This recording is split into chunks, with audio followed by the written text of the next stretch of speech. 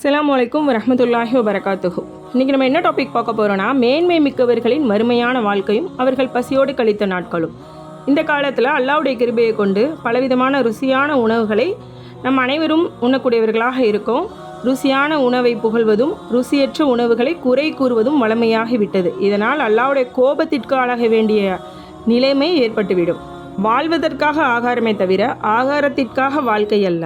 சாப்பிட்டு விட்டு அல்லாஹ்வுக்கு நன்றி செலுத்தும் விதமாக ஓத வேண்டிய சுன்னத்தான துஆவை கூட நம்மில் பலர் ஓதுவதும் இல்லை.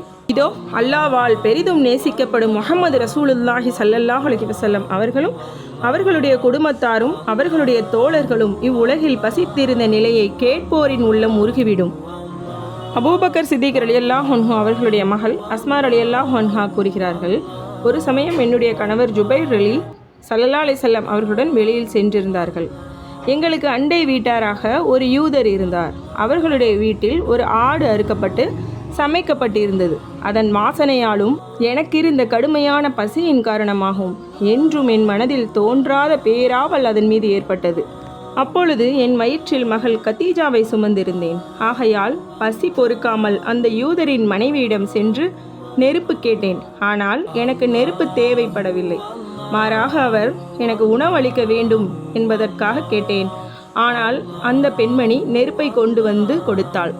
நெருப்போடு என் வீட்டிற்கு சென்றேன். அந்த இறைச்சியின் வாசனையால் இன்னும் பேராவல் தூண்டவே நான் அந்த நெருப்பை அணைத்துவிட்டு மீண்டும் இரண்டாவது முறையாக நெருப்பை கேட்டேன். அந்த பெண் மீண்டும் நெருப்பையே கொடுத்து அனுப்பினாள். அதை நான் மீண்டும் அணைத்துவிட்டு மூன்றாவது முறையாகவும் சென்றேன். இந்த முறையும் நெருப்பையே தந்தாள்.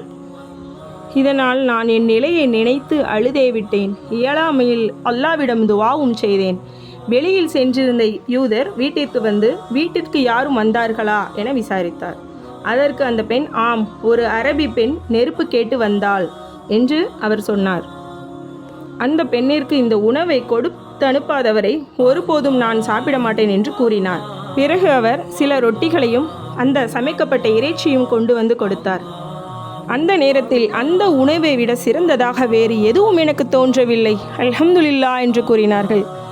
பாருங்கள் அன்பானவர்களே, தங்கள் உயிராலும் பொருளாலும் எம்பெருமானார் ஸல்லல்லாஹு அலைஹி வஸல்லம் அவர்களுக்கு தோளோடு தோள் நின்று இஸ்லாத்திற்கு தூணாக இருந்த அபூபக்கர் சித்திக் ரலியல்லாஹு அன்ஹு அவர்களுடைய அன்பு மகளின் வாழ்க்கை நிலையை